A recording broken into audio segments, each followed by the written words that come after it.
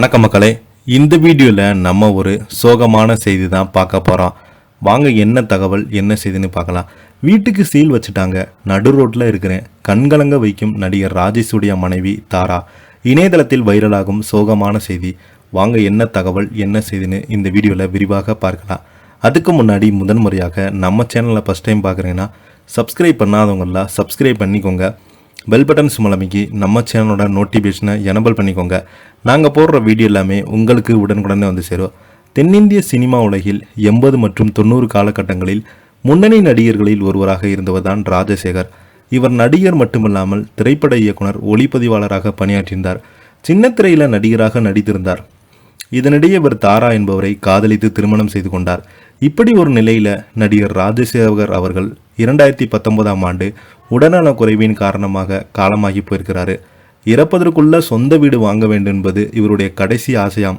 இதனால் அவர் இறப்பதற்கு சில மாதங்களுக்கு முன்புதான் சென்னை வடபழனியில் 500 சதுர அடியில் ஒரு பிளாட் ஒன்றை வாங்கியிருந்தார். ஆனால் அந்த வீட்டில் வாங்கி குடியேறுவதற்குள்ள ராஜசேகர் இறந்துட்டார். அதனைத் தொடர்ந்து அவருடைய உடல் மட்டுமே சில மணி நேரம் அந்த வீட்டில் வைக்கப்பட்டு எடுத்து செல்லப்பட்டது. தற்போது உறவுகளின் ஆதரவு இல்லாத நிலையில் தனு மனுஷியா வேதனையில் இருக்கிறாங்க தாரா. இவங்க சினிமாவில் பிஸியாக நடித்து கொண்டிருந்த காலத்திலேயே சம்பாதித்த மொத்த பணத்தையும் குடும்ப செலவு செய்து விட்டாரா. அதோடு பேங்க்கில் மீதி பணம் கட்ட சொல்லி டார்ச்சர் செய்திருக்கிறாங்க. கடந்த ஆண்டு பேட்டியில் கூறியிருந்தாங்க. கடன் கொடுத்து வாங்கிய ராஜசேகரன் வீட்டை ஏலத்தில் விட முயற்சித்து வராங்க.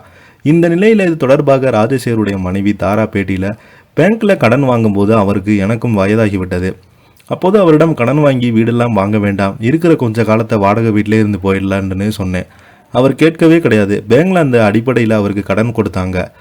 என்னையும் ஜாயிண்ட் போட்டு தான் லோன் வாங்கினார். வீடு என் பேரில் தான் பதிவானது. புதுசாக வாங்கின வீட்டுக்கு குடியேறக்கூட இல்லை. அதுக்குள்ளே அவர் இறந்துட்டார். அவர் இறந்த பிறகு பேங்கில் வந்தவர்கள் நிறைய பேப்பரை கையெழுத்து வாங்கி வீடு உங்களுக்கு கிடைக்கிற மாதிரி செய்கிறோன்னு சொன்னாங்க. நானும் மிச்ச கடன் எவ்வளவு இருக்குன்ட்டு சொன்னேன். வேலூரில் எனக்கு இருக்கிற ஒரு சொத்தை வித்தாவது கடனை அடைத்து அவர் ஆசைப்பட்டதை வாங்கி குடியேறலாம்னு நினச்சேன். ஆனால் பேங்கில் என்ன நடந்துன்னே தெரியல. நாட்கள் ஆனதை தவிர என் வீடு விஷயத்தில் ஒரு நல்லதுமே நடக்கலை. நானும் போய் கேட்கும் போதெல்லாம் சரியான பதில் கொடுப்பதில்லை. கடைசியால் வீட்டில் ஏலத்தை வாங்கி விட்டதாக தகவல் வந்தது. கடன் எவ்வளவு அதை அடைத்து விட்டு மீதி பணத்தை தந்துடுவாங்கன்னு நினச்சேன். நான் மீதி எவ்வளவு கட்ட வேண்டியிருக்குன்னு சொல்லாமல் ஏலத்தில் விட முடிவெடுத்துட்டாங்க. எனக்கு பிள்ளைங்க யாரும் கிடையாது. கோர்ட்டில் இருந்து காலி செய்ய சொல்லி ஆர்டர் வாங்கிட்டு சொன்னாங்க. ஆனால் அப்படி ஒரு ஆர்டர் எப்படி வாங்க தெரியலை என்று மன உளைச்சலை தான் அவங்க பேசியிருக்கிறாங்க. இந்த செய்தி இது.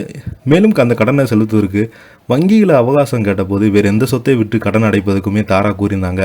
இப்படி இருக்கும் நிலையில் நீதிமன்ற ஊழியர் தாராவுக்கு கடன் தந்து வாங்கி ஊழியர்கள் என 10க்கும் மேற்பட்டோர் போலீஸ் பாதுகாப்புடன் தாரா வீட்டுக்கு வந்து சீல் வைத்துட்டாங்களாம். இது தொடர்பாக நீதிமன்ற சார்பில் அளித்த பேட்டியில், கடனை செலுத்தாதால் நடவடிக்கை எடுத்திருக்கிறோம். வங்கி ஏற்கனவே வீட்டை வேறொருவருக்கு விற்பனை செய்திருக்கிறது. வாங்கிய நபர் வீட்டை வாங்கிய தர கோர்ட்டிற்கு அவருக்கு வீடு கிடைக்காத கோர்ட்டுக்கு வந்திருக்காங்க. இதை பற்றி நீங்கள் என்ன கீழே உள்ள கமெண்ட் பாக்ஸில் மறக்காம பதிவிடுங்க.